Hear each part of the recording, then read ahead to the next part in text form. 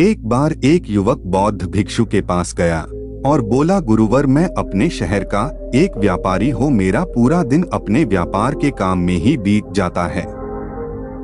इस वजह से मुझे ज्यादा खाली समय नहीं मिल पाता है। ज्यादा खाली समय नहीं मिल पाने के कारण और हर समय व्यर्थ रहने के कारण मुझे उस समय तनाव महसूस होने लगता है। पिछले कई महीनों से मैं अपना कोई भी काम ठीक से नहीं कर पा रहा हूँ। अब मेरा कुछ भी करने का मन नहीं करता। मुझे काम को टालने की आदत हो गई है। मैं बहुत आलसी और चिड़चिड़ा हो गया हूँ। मेरी इन आदतों के कारण मैं आजकल बहुत चिंतित और बेचैन रहने लगा हूँ। कृपया मुझे कोई ऐसा उपाय बताएं जिससे मेरा मन दिन भर भटकता न रहे और मैं पहले की तरह अपने काम से काम रख सकूं। बौद्ध भिक्षु ने उस व्यक्ति की सारी बातें ध्यान से सुनी और फिर कहा, बेटा, आपकी समस्या आपके व्यस्त होने की नहीं है, बल्कि अपने काम को बोझ समझना आपकी समस्या है। और कोई भी व्यक्ति अपने काम को बोझ तभी समझता है जब वह अपने वर्तमान काम को नजरअंदाज कर रहा होता है और केवल अपनी भविष्य के काम के बारे में सोचता रहता है और उसके लिए मन में योजनाएं बनाता रहता है कि मैं इस काम को ऐसे ही करूंगा, भविष्य में इसे इतना बड़ा बनाऊंगा। और जब कोई व्यक्ति किसी काम के बारे में सिर्फ सोचता रहता है लेकिन उसे पूरा करने के लिए कोई ठोस कदम नहीं उठाता, तो वह उस काम को लेकर तनाव से घिर जाता है और फिर वह काम उसके लिए बोझ बन जाता है।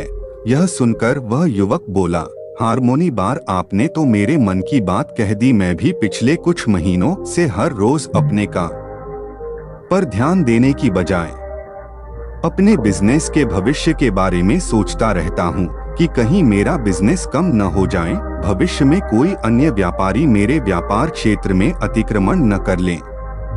और भी ऐसी कई नकारात्मक बातें मेरे दिमाग में चलती रहती है, जिसके कारण मैं अपने आज के बिजनेस पर ध्यान नहीं दे पा रहा हूँ। यह सुनकर बौद्ध भिक्षु ने कहा, हम अपने विचारों में जितनी बड़ी समस्याएं बनाते हैं, असल जिंदगी में समस्याएं इतनी बड़ी नहीं होती। आपको बस अपने आज पर ध्यान केंद्रित करने की जरूरत है। बाकी सब चीजें अपने आप ठीक हो जाएंगी। फिर व्यक्ति ने कहा, मुनिवर, मैं ऐसा करने में सक्षम नहीं हूं। मैं अपने आज के काम पर ध्यान केंद्रित नहीं कर पा रहा हूं। मैंने बहुत कोशिश की लेकिन मैं हर बार हार जाता हूं। मुझे अतीत की गलतियों पर पछतावा होता है। मैं भविष्य के लिए योजनाएं बनाने हूं और फिर मेरा मन बेचैन हो जाता है। आप मुझे कोई रास्ता बताएं ताकि मैं आज पर ध्यान केंद्रित कर सकूं, लेकिन मैं ध्यान योग नहीं कर पाता बहुत लंबे समय तक, और न ही मैं कोई बड़ी साधना कर सकता हूं। इसलिए आप मुझे कोई आसान तरीका बताएं। बौद्ध भिक्षु ने कहा, ठीक है, आज मैं आपको ऐसे 10 छोटे छोटे तरीके बताने जा रहा हूं जिन्हें आप अपने दैनिक कार्यों के साथ कर सकते हैं। ये तरीके सुनने में बहुत छोटे लगते हैं, लेकिन अगर आपने पूरी शिद्दत से इनका पालन किया तो कुछ ही दिनों में आपको इनके सकारात्मक परिणाम दिखने लगेंगे। फिर व्यक्ति ने कहा, हाँ मुनिवर, आप मुझे वह 10 तरीके बताएं, मैं उन पर जरूर अमल करूंगा। फिर बौद्ध भिक्षु कहने लगे, पहला तरीका है मन लगाकर खाना खाना। ज्यादातर लोग खाते समय खाने पर ध्यान नहीं देते, बल्कि उनका ध्यान बातचीत करने पर ही होता है।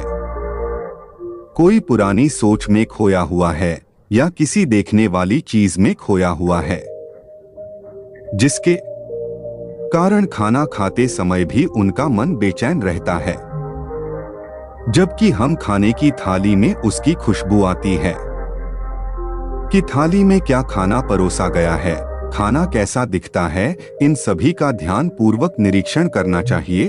और जो भोजन बनाता है और जो उस भोजन को उगाता है उन्हें मन से धन्यवाद देना चाहिए। हमें हर निवाले के साथ भोजन के स्वाद का आनंद लेना चाहिए, न कि केवल पहले निवाले के लिए। यदि आप भोजन को ध्यान से प्यार से लेते हैं तो भोज समाप्त होने के समय आपका मन पूरी तरह से शांत हो जाएगा और आप अंदर से खुशी महसूस करेंगे। और यही कारण है कि पुराने भारतीय समाज में मौन रहकर भोजन करने की परंपरा रही है, क्योंकि मौन रहकर मन लगाकर भोजन करना भी ध्यान का एक तरीका है। और सिर्फ खाना खाते समय ही नहीं, बल्कि आप रोजमर्रा के काम जैसे चलना, नहाना, साफ सफाई आदि भी ध्यान से करेंगे तो आप पूरे दिन खुशियों और अनंतता से भरे रहेंगे। बौद्ध भिक्षु ने कहा, दूसरा तरीका यह है कि आप अपनी सांसों पर ध्यान दें। सांस लेना एक प्राकृतिक और लयबद्ध प्रक्रिया है जो स्वाभाविक रूप से चलती रहती है। जब हम अपनी सांसों पर ध्यान देते हैं तो यह हमें मन से शरीर की ओर ले जाती है। परिणाम स्वरूप हम अपने विचारों के भ्रम, भय और चिंता से मुक्त हो जाते हैं और इसे आप किसी भी समय कर सकते हैं। बुद्ध द्वारा बताई गई ध्यान की विधि में बताया गया है कि अपनी आने और जाने वाली सांसों पर ध्यान केंद्रित करें। जब भी आप तनावग्रस्त हो या खुद को विचारों में उलझा हुआ पाए तो तुरंत अपना ध्यान अपनी आती और जाती सांसों पर केंद्रित करें। कुछ क्षण बाद में आप महसूस करेंगे कि आप शांत हो गए हैं। आपका सारा भ्रम, आपका सारा तनाव दूर हो गया है। और यदि आप लंबे समय तक अपनी सांस रोकते हैं तो ध्यान केंद्रित करने की आदत डालें। इससे सबसे खराब स्थिति में भी आप खुद शांत रख पाएंगे और अपने वर्तमान कार्यों पर अधिक समय तक ध्यान केंद्रित कर पाएंगे। सांसों पर ध्यान देना हमें याद दिलाता है कि हम कौन हैं। हमें यह एहसास होता है कि हम वह विचार नहीं हैं जो अभी हमारे अंदर चल रहा है, बल्कि हम उससे अलग हैं। हम उससे ऊपर हैं। अपनी सांसों पर ध्यान देने से बहुत कुछ पता चल सकता है। नए आयाम, हमारे पूर्वजों ने सिर्फ अपनी सांसों को कैसे नियंत्रित किया जाए इस पर बहुत काम किया। ऐसे काम कर सकते हैं जो सामान्य मानव जीवन से परे हैं, जबकि हम अपनी सांसों पर ध्यान देकर खुद को ऐसी स्थिति में ला सकते हैं जिससे जीवन में कोई भी उतार चढ़ाव हमें परेशान नहीं कर सके। बौद्ध भिक्षु ने आगे कहा, तीसरा तरीका है अपनी इंद्रियों से जोड़ना। हमारे पास 5 इंद्रियां हैं। नाक, त्वचा, जीभ, कान और आंख हमारे शरीर के प्रवेश द्वार है। लेकिन जब हम विचारों में खो जाते हैं तब हम अपनी इंद्रियों को महसूस नहीं कर पाते। हमारे आसपास क्या हो रहा है, गंध कैसी है, क्या आवाजें आ रही हैं। जब तक ये सभी चीजें इतनी मजबूत न हो जाएं कि हमारा ध्यान अपनी ओर खींच ले, हम बस बेहोशी में जीते रहते हैं। इसलिए अपने आसपास की चीजों को बहुत ध्यान से देखने की आदत डालें। जैसे ठंडी हवा को अपने शरीर से टकराते हुए महसूस करें। बगीचे में खेलते रंग बिरंगे फूलों को देखें, उसकी सुंदरता को देखें। पक्षियों की आवाजें सुनी कुछ देर के लिए। उगते और डूबते सूरज को देखें। ये सभी छोटी छोटी चीजें आपको आपके वर्तमान से जोड़ देंगी। अगर आप अपने जीवन में शांति और आनंद का अनुभव करना चाहते हैं तो आपको अपने आसपास की चीजों पर ध्यान देना होगा। आपको एक पल रुककर देखना होगा, उन्हें प्यार से देखें और उन्हें महसूस करें। बौद्ध भिक्षु ने कहा, चौथा तरीका यह है कि अपने मन में उठने वाली नकारात्मक भावनाओं का निरीक्षण करें। परेशान होना, निराश होना या गुस्सा आना इंसानों में आम बात है। लेकिन हमें ऐसी भावनाओं में नहीं रहना चाहिए। लेकिन जब भी हम ऐसा करते हैं और किसी तरह का हमारे अंदर नकारात्मक भावनाएं हैं, तो हमें इन भावनाओं पर ध्यान देना चाहिए। जैसे जब आपको गुस्सा आता है या कुछ गलत करने का मन करता है, तो उस वक्त आपके मन में किस तरह के विचार उठ रहे होते हैं। तो थोड़ा रुकिए, थोड़ी देर में आपको लगेगा कि आप वह विचार नहीं हैं, आप उनसे अलग हैं। आप उन्हें देखते रहे और थोड़ी देर में वो सारे नकारात्मक विचार गायब हो जाएंगे। और अगर आप हर बार ऐसा करते हैं तो आप अपनी भावनाओं पर नियंत्रण करना सीख जाएंगे। बौद्ध भिक्षु ने 5वां तरीका बताया, अपने मन में आने वाले हर विचार पर भरोसा न करें। हमारा दिमाग हर समय अनुमान और धारणाएं बनाता रहता है, जो हर बार की तरह सच नहीं होगी। किसी व्यक्ति से मिलते हैं या कुछ नया देखते हैं तो तुरंत हमारा दिमाग उसके बारे में पूर्व धारणाएं बनाना शुरू कर देता है, और फिर वह वस्तु या व्यक्ति उसे अच्छा या बुरा बनाकर हमारे सामने प्रस्तुत कर देगा, और फिर हम अपने विचारों को सत्य मान लेते हैं और उस व्यक्ति या वस्तु को वैसा ही कहने लगते हैं। और कुछ लोग अपनी मान्यताओं को हल्के में ले लेते हैं और उस पर कायम रहते हैं, जबकि हमें प्रयास करना चाहिए स्वयं को डोट किसी भी प्रकार की पूर्व धारणाओं से मुक्त रखना और पूर्ण जागरूकता के साथ चीजों को वैसे ही देखने का प्रयास करें जैसे वे वास्तव में हैं। हमें अच्छाई और बुराई का आवरण नहीं छोड़ना चाहिए। यदि आप पूर्ण साक्षी के साथ वर्तमान में रहते हैं तो बिना किसी पूर्व कल्पना के कुछ भी देखें और सुने तो यह आपको शांत और तनाव मुक्त रखेगा। बौद्ध भिक्षु ने कहा, 6वां तरीका यह है कि प्रतिदिन कुछ समय के लिए ध्यान का अभ्यास करें। ध्यान करने के लिए घंटों बैठने की आवश्यकता नहीं है।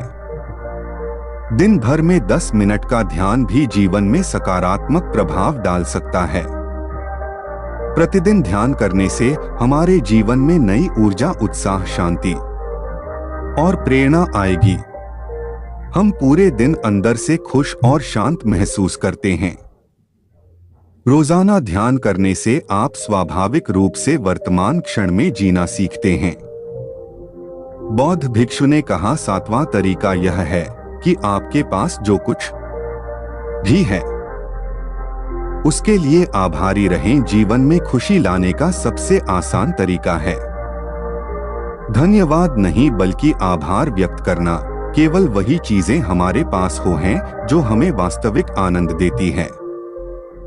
लेकिन जो हम पाना चाहते हैं, हम उसे पाने का रास्ता भी देखना शुरू कर देते हैं, क्योंकि कृतज्ञता से भरा हृदय समस्याओं पर नहीं बल्कि समाधानों पर ध्यान केंद्रित करता है। आपके पास जो कुछ भी है उसके लिए अदृश्य सार्वभौमिक शक्ति को डोट धन्यवाद देने से आपका जीवन जादुई रूप से बदल सकता है। आपको यह सोचना चाहिए कि आप कितने भाग्यशाली हैं। आपके पास एक निश्चित चीज है। उदाहरण के लिए आपके पास है एक वंशानुगत व्यवसाय है, और हम नहीं जानते कि ऐसे कितने लोग हैं जो आपके जैसा व्यवसाय करना पसंद करेंगे, लेकिन उनके पास नहीं है। इसके अलावा आपको इसके लिए आभारी होना होगा कि आपकी थाली में भोजन है, जबकि दुनिया में लाखों लोग भूख से मरते हैं। आगे बौद्ध भिक्षु ने कहा, 8वां तरीका यह है कि किसी दूसरे व्यक्ति से बात करते समय उसकी बात ध्यान से सुने बिना यह सोचे कि हमें उससे क्या कहना है या उसे कैसे जवाब देना है। आपको सामने वाले व्यक्ति की बात ध्यान से सुननी चाहिए। आपको सामने वाले से बात करनी है, न कि उसे जवाब देना है। लेकिन जब आप किसी से बात करते हैं तो उसकी भावनाओं को समझने के लिए अपने कानों, दिल और आत्मा से उसकी बात सुनें और समझें। ऐसा करने से उस व्यक्ति के साथ आपका रिश्ता मजबूत होगा और यह आपके लिए अपना धैर्य और एकाग्रता बढ़ाने का भी एक अभ्यास है। और जब हम सुनते ज्यादा है और कम बोलते हैं तो हम बहुत सारी परेशानियों से बच जाते हैं, जिससे हमारा मानसिक तनाव कम हो जाता है। और याद रखें, किसी भी व्यक्ति की बातों को ध्यान से सुनना उसका सम्मान करने का सबसे अच्छा तरीका है।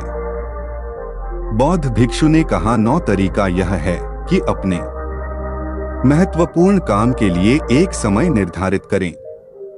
आपको अपने दिन का कुछ समय महत्वपूर्ण कामों के लिए अलग रखना चाहिए, जैसे काम का समय, नहाने का समय, सफाई का समय, खाने का समय आदि। समय के साथ महत्वपूर्ण कार्यों का वितरण यह सुनिश्चित करता है कि चीजें बिना किसी रुकावट के नियमित रूप से होती है।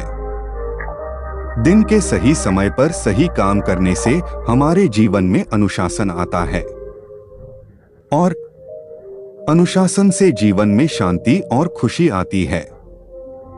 बौद्ध भिक्षु ने और आखिरी तरीका बताया, जब भी आप कुछ करें तो अपनी रोजमर्रा की गतिविधियों में जागरूकता लाने का प्रयास करें। इसलिए उसे वर्तमान में करने का प्रयास करें। हर बार आपका दिमाग अपने ही ख्यालों में खोया रहता है, लेकिन आपको खुद को वर्तमान में वापस लाना होगा और आपको इसे हर बार तब तक करना है जब तक यह आपकी आदत न बन जाए। और साथ ही आप यह देखने की कोशिश करें कि उस काम को करते समय आपके अंदर किस तरह के विचार उठ रहे हैं। यह छोटा सा व्यायाम आपको वर्तमान में जीने में मदद करेगा। बौद्ध भिक्षु ने आगे कहा, शांति और आनंद कोई घटना नहीं है, बल्कि यह एक प्रक्रिया है जो हमारे जीवन के साथ चलती है। अगर हम सचेत होकर जीना सीख लें तो जीवन स्वर जाता है। इतना कहकर बौद्ध भिक्षु चुप हो गए और व्यापारी उन्हें धन्यवाद देकर चला गया।